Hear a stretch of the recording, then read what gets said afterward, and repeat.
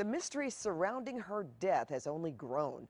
Her name was Elisa Lam. E a última vez que a Elisa foi vista foi no elevador do hotel. Ela tava bem esquisita, com um comportamento bem estranho. Esse caso é bem interessante, ele é cheio de coisa esquisita. Apesar da polícia ter solucionado o caso pra ela, parece que não. Você sabe quem foi Elisa Lam?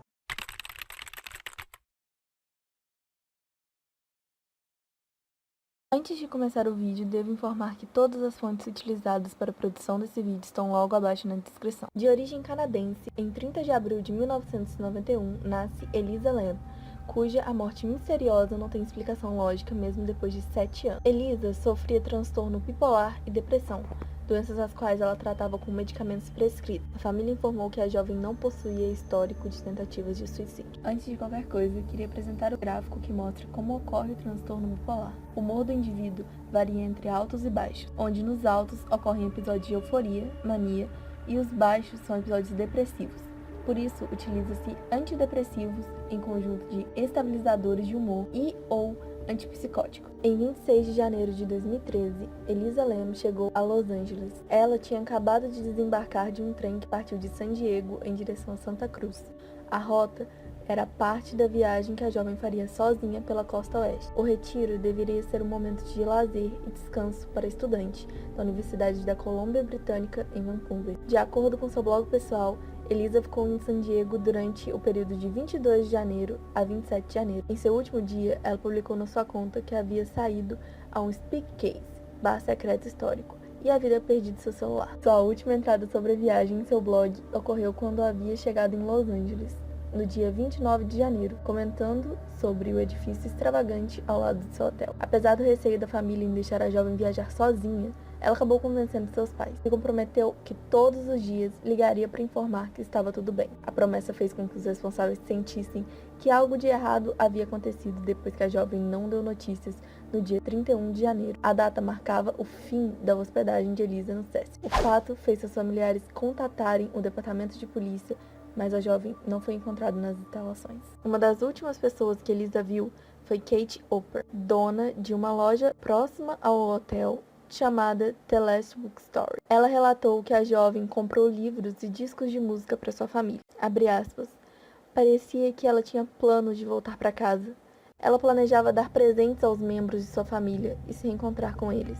Fecha aspas. Amy Prince, gerente do hotel, declarou no tribunal que, inicialmente, Elisa havia se hospedado em um quarto compartilhado, como se fosse um hostel. Entretanto, colegas de quarto relataram que a jovem apresentava um comportamento estranho, o que obrigou a mudar para um quarto individual. 2 semanas depois do ocorrido, seu cadáver foi encontrado graças às reclamações de alguns hóspedes. Muitos relataram que a água estava com baixa pressão e de que havia um líquido escuro saindo da torneira. Apesar de o fluido dissipar em poucos segundos, a água estava com um gosto estranho. Com isso, uma equipe de manutenção foi checar a caixa d'água, localizada no terraço local. Ao abrirem um dos tanques, eles encontraram o corpo de Elisa, nu, flutuando e sem vida.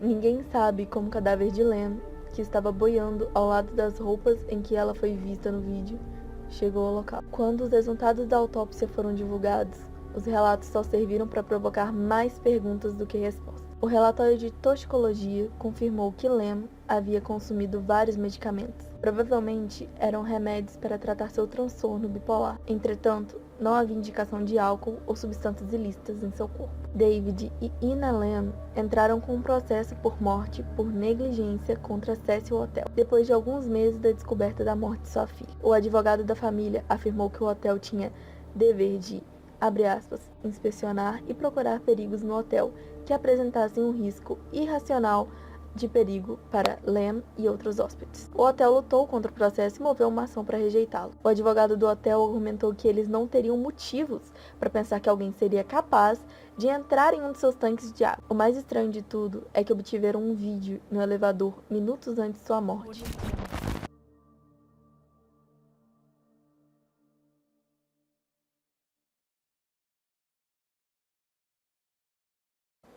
Após sua morte, diversos curiosos se hospedaram no hotel na tentativa de recriar seus passos e desvendar o mistério. Em filmagens disponíveis no YouTube, é possível notar algumas referências ao elevador Cecil. O vídeo do elevador, com 2 minutos e meio, liberado pela Lepet, sem dúvida, foi adulterado. A marcação de tempo do vídeo está obscurecida no canto inferior direito e a boca de Lam, às vezes, está pixelizada. Muitos perguntaram por que o departamento de polícia alterou o vídeo para o público, com alguns ainda exigindo o vídeo original inalterado. Alguns usuários propuseram teorias ainda mais acusadoras em relação a Lepid. Muitos afirmaram que as evidências do vídeo foram abrandadas em algumas partes, com alguns acusando que minutos inteiros foram discretamente apagados e editados das filmagens. Alguns acreditam que o departamento da polícia e a equipe do hotel tenham removido a presença de outros hóspedes do hotel, que são presumidamente inocentes e parecem não ter relação com o caso. Ainda assim, a transparência de edição de vídeo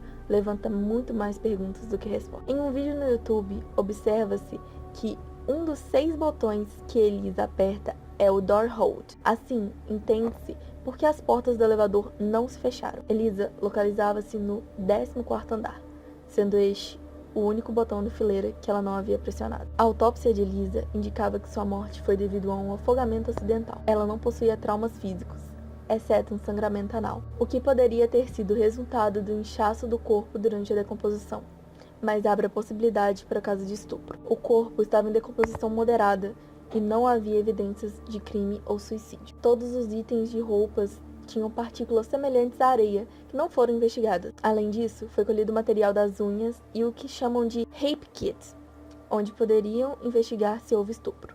Ambos não constavam na autópsia, indicando que não foram processados. Ainda, a cavidade pleural estava cheia de líquido marrom e as passagens respiratórias superiores apresentavam secreção. Foi realizada a análise no sangue do coração e no fígado para a presença destas e outras drogas. Todas as drogas ilícitas, como cocaína, metabolizantes, metanfetaminas e etc., não foram detectadas. Quanto aos medicamentos que ela fazia uso, o resultado foi o seguinte: com base em declarações judiciais da equipe de manutenção do local, o argumento apresentado pelo hotel não é totalmente artificial. Santiago Lopes, que foi o primeiro a encontrar o corpo de Lam, descreveu detalhadamente quanto esforço ele teve que fazer para chegar no local. Para chegar lá, ele teria que, primeiro, subir a escada de incêndio, apesar de haver 3 delas no hotel. Ambas são na parte externa e ela teria que sair por uma janela. Além do mais, ninguém notou sua presença por esse caminho. Segundo, passar por uma porta que dá acesso direto ao terraço, mas que, por motivos de segurança, ela fica constantemente trancada e um alarme sonoro é ativado quando alguém passa por ela. O engenheiro-chefe de hotel, Pedro Tovar, deixou claro que seria praticamente impossível acessar o telhado sem disparar o alarme. Somente funcionários sabiam como desativá-lo corretamente. Um cinegrafista mostrou como é possível chegar à cobertura do hotel sem alarmar nenhum funcionário. Ainda, o mesmo chegou extremamente próximo às caixas d'água, o suficiente para que filmasse 2 delas com porta aberta, permitindo o fácil acesso ao interior dos tanques. Um texto conta que um cão farejador da polícia sentiu o cheiro de Elisa em uma janela que levava à escada de incêndio. No entanto, no lado de fora já não havia mais cheiro ou pistas a se seguir. No vídeo, é possível perceber que, apesar do acesso liberado, é uma escalada complicada. Mais difícil ainda subir carregando objetos ou uma outra pessoa. Esse fato nos leva a considerar que, mesmo que Elisa estivesse acompanhada, ela chegou à cobertura com consciência. Em outro vídeo, mostrando especificamente os tanques d'água do Cécio, além de mostrar como a porta do mesmo já estava aberta, filmou o chão e as escadas do tanque, que aparentavam estar sujos de areia ou partículas semelhantes, podendo explicar por que essas foram encontradas nas roupas de Elisa. Elisa possuía um blog e uma página no Tumblr. O que é verdadeiramente assustador, no entanto, é que o Tumblr continuou a ser atualizado mesmo depois da morte dela. Aparentemente devido a uma função do Tumblr que permite aos usuários fazerem postagens que serão liberadas em um horário específico no futuro ou que reciclarão postagens antigas. Muitos especularam explicações alternativas para a presença online contínua. As postagens mais recentes e post-mortem podem estar relacionadas com a morte de Lam. Um outro fato estranho é que em 2005 foi produzido um filme que tem semelhanças com o caso de Lam. O filme, chamado Darkwater, conta a história de uma mãe e sua filha que se mudaram para um hotel após a separação da mãe. Porém, durante o filme é mostrado que a água delas apresentava uma coloração negra e uma garota é encontrada morta no último andar do tanque de água do hotel, tendo desaparecido um ano antes. Aliás, só para aumentar as coincidências, as personagens se chamavam Dália e Cecília, em referência a uma garota assassinada também no hotel. O desaparecimento misterioso de Elisa Lam não foi o primeiro a acontecer no Cecil Hotel. De fato, o passado sórdido do edifício ganhou a reputação de ser uma das propriedades mais supostamente assombradas de Los Angeles. Desde que ele abriu as suas portas, em 1927, o Cecil Hotel já foi atormentado por 16 mortes não naturais diferentes e eventos paranormais inexplicáveis. Um dos eventos mais famosos associados ao local é a atriz Elizabeth Short, em 1947. Conhecida como Dália Negra, ela teria sido vista bebendo no bar do hotel nos dias que antecederam sua morte. Minha teoria é que ela realmente teve um episódio maníaco e acabou fazendo o que fez. Apesar de não ter coisas que se encaixam 100%, essa é a teoria mais aceita. Embora tenha sido receitado todos os medicamentos necessários para o tratamento de Elisa, de acordo com o exame toxicológico, ela pode não ter feito o uso de maneira adequada, o que pode ter dado em resultado um episódio maníaco. A mania severa causa alucinações, paranoias, delírios, reclusão social e até psicose. Um episódio maníaco tem duração de dias, e em casos extremos, até meses. De acordo com os exames, pelo menos um dos antidepressivos foram utilizados e a partir disso, há duas possíveis conclusões. Caso Elisa já estivesse tendo um episódio de mania, o uso de antidepressivo pode ter piorado o estado. Em vez de diminuir a quantidade de dopamina e serotonina, o medicamento aumenta a quantidade das substâncias.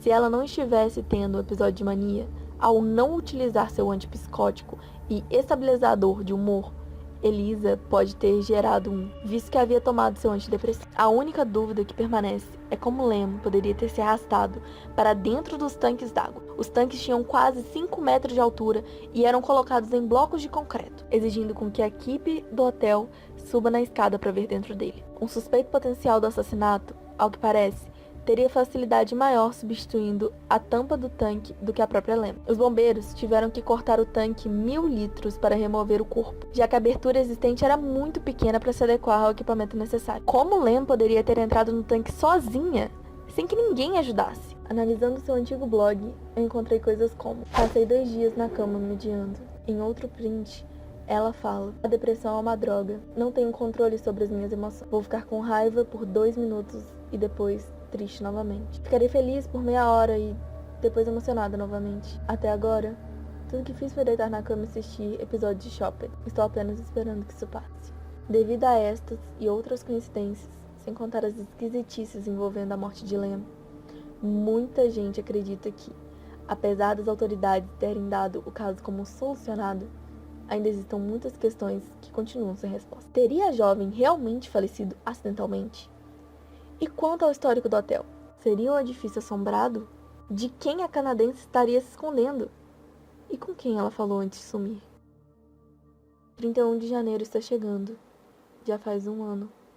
Sem encerramento, sem novas descobertas. Nada.